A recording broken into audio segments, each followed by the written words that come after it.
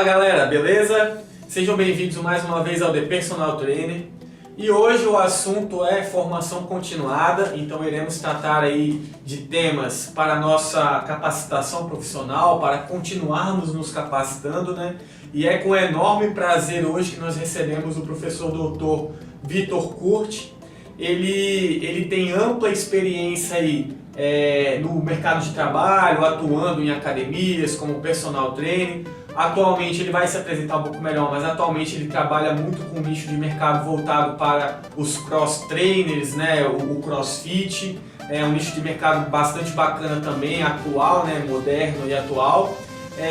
Mas o professor também ele tem aí uma ampla gama de experiência no assunto que iremos tratar hoje, que é treinamento com restrição do fluxo, ou aquele famoso conhecido treino chamado de Katsu Training, ou treinamento com oclusão vascular. Vamos entender quais são as nuances dessas nomenclaturas aí hoje com o professor Vitor Curti. Bom, professor, pode se apresentar aí pra gente, por favor, falar sobre sua trajetória, suas experiências, sua formação. Fica à vontade aí para se apresentar. Obrigado, professor Joctan, pelo convite, desde já. Bom, como o professor Joctan disse, eu sou especializado nessa área de treinamento de força, eu sou licenciado e bacharel em Educação Física, tenho minha especialização, minha pós-graduação, lato sensu, em aspectos biodinâmicos do movimento humano, é uma área voltada para fisiologia do exercício e biomecânica. Tenho um mestrado na área de bioengenharia, com uma área de pesquisa na biodinâmica também, com a parte de biomecânica e fisiologia do exercício. E recentemente terminei meu doutorado na área de ciências fisiológicas, com ênfase em fisiologia do exercício, onde eu estudei essa parte aí da restrição do fluxo sanguíneo, respostas fisiológicas de dano muscular e respostas cardiovasculares com a restrição do fluxo sanguíneo associada ao exercício físico, principalmente exercício físico de força. Então basicamente são as minhas áreas de estudo. A minha atuação sempre foi mesmo a área de treinamento esportivo, atualmente mais na parte do crossfit, e a parte principalmente do treinamento de força.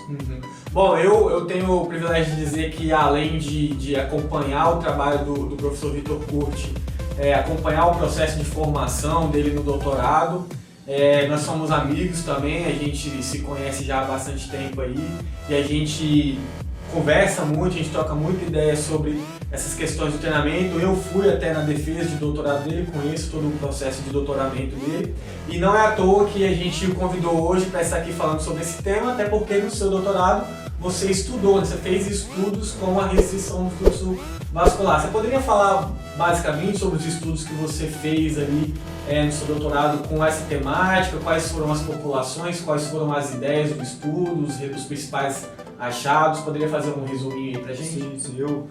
Basicamente o que tinha na literatura na época que eu propus ao meu orientador estudar essa questão da restrição do fluxo sanguíneo, o que eu vi era muitos estudos falando sobre hipertrofia, aumento de força, muito poucos falando sobre as questões cardiovasculares. E eu queria avaliar o que essa restrição do fluxo sanguíneo ocasionava ali no sistema musculoesquelético imediatamente após o exercício, ou até alguns dias após a utilização desse método, em relação ao dano muscular que essa técnica poderia causar. A maioria dos estudos mostravam hipertrofia e aumento de força com baixa intensidade, mais ou menos ali entre 20% e 50% de uma repetição máxima, em um volume muito pequeno de exercício. E começou a surgir algumas teorias na época, lá em 2015, que você poderia ter ganhos hipertróficos com mínimo de dano muscular possível. Então eu queria saber se a restrição do fluxo sanguíneo seria um desses métodos que poderiam promover essas adaptações com o mínimo possível de desgaste, de danos na célula muscular. Então eu entrei um pouquinho nessas questões aí e também nas questões cardiovasculares, quais os riscos que aquilo ali poderia ocasionar no praticante. Então basicamente foi isso aí, essa temática que eu propus estudar e que eu segui aí durante o meu doutorado. Bom, bastante interessante. E essa sua discussão aí sobre essas temáticas aí no seu doutorado, e agora você dizendo aí que você lá em 2015 começaram a surgir algumas teorias dizendo sobre a intensidade, o volume de treino, dano muscular. Então, assim, basicamente o que seria um treinamento com restrição do fluxo e o que é um treinamento com oclusão vascular? Qual que é a diferença entre eles? Bom, a grande diferença é quando surgiu cada uma dessas nomenclaturas. Oclusão vascular vem lá de quando começou mesmo essa técnica, lá em 1970, quando um japonês chamado Yoshiaki Sato começou a propor, né, essa técnica. Ele nomeou ela como oclusão vascular e ele produziu lá o seu equipamento que ele nomeou, né, patenteou esse equipamento chamado de Kaatsu Training, que seria, né, um termo japonês, se a gente traduzir ele para a nossa língua, seria um treinamento com alta pressão ou pressurização, no caso do membro exercitado. E até mais ou menos 2000, 2005, muitos dos estudos utilizavam realmente a oclusão vascular, que é o que? O fechamento total do sangue arterial e o retorno venoso. Mas de alguns anos para cá, a grande maioria dos estudos estavam observando o seguinte: como eu poderia usar esse método para causar tais benefícios, mas que não leve também algum malefício. Por exemplo, um indivíduo que possa ter algum problema vascular desconhecido, utilizando esse método aí, ele poderia ter algum problema, algum acidente mesmo ali durante o próprio treino. Seria agravado.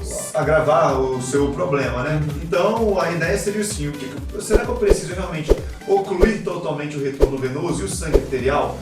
Então, o termo oclusão vascular, de um tempo para cá, já não é mais usado, porque vários estudos mostraram que você pode promover hipertrofia, força muscular, todo aquele estresse metabólico do exercício ser potencializado e você se beneficiar disso com uma pressão que você ocasiona ali, uma pressão de oclusão, de restrição desse fluxo sanguíneo menor, abaixo daquela pressão mesmo ali para ocluir totalmente o retorno venoso.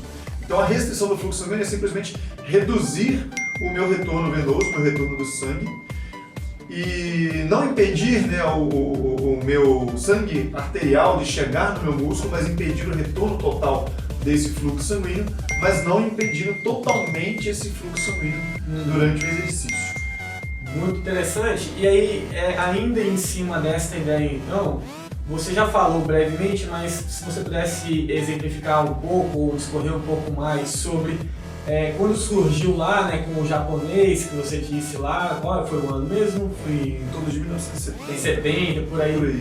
Então, qual que era a intenção de utilização desse método? Assim? A intenção era promover ali uma restrição do fluxo, como você já disse, e o que provavelmente eles estavam hipotetizando que isso iria gerar fisiologicamente ali, restringir a quantidade de substratos energéticos, de oxigênio, o que seria o utilizável ali? Hoje a gente tem essa resposta. Na época foi muito subjetivo. A ideia desse sujeito aí, né, que teve que iniciou, né, o uso na época da oclusão, foi o seguinte: ele era um sujeito da área biomédica, né, tinha um conhecimento de fisiologia e tudo.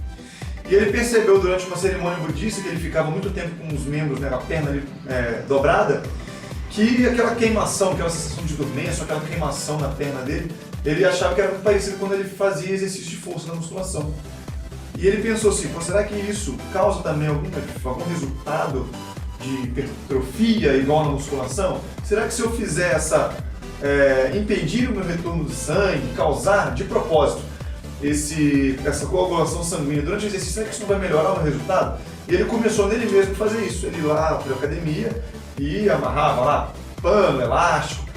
E segundo um relato de caso publicado no ano de 2005, numa revista japonesa, onde o próprio idealizador descreve como que ele teve essa ideia, ele sofreu um acidente, se eu não me engano, no final dos anos 70, onde ele teve que ficar com uma das pernas imobilizadas e ele nele mesmo aplicando esse estímulo de restrição do fluxo sanguíneo. Depois de um mês que retirou o gesso da perna, segundo esse relato de caso, não é nada científico comprovado, o membro que estava imobilizado, que ele aplicou o estímulo de restrição, não teve perdas significativas de massa muscular, né? Não teve aquele efeito que qualquer sujeito que imobiliza o membro percebe depois de um mês: o braço fica mais fino, você tem uma perda de força, de mobilidade. Com essa oclusão ele percebeu que não teve, então ele começou a defender essa teoria de que aquilo ali poderia ocasionar um efeito parecido com o que o exercício causa. Naquela época não se conhecia tanto assim, quais os efeitos metabólicos que o exercício poderia causar, mas ele já começou a ter essa ideia que essa sensação poderia ser parecida, né, com o que o exercício causa, E eu estou com essa restrição do fluxo sanguíneo na época da oclusão, eu estaria potencializando o efeito do exercício. Foi uma coisa assim, um tiro no escuro que acabou dando certo ao longo dos anos, com os estudos aí, a gente vê que realmente ele tinha ali um benefício, né?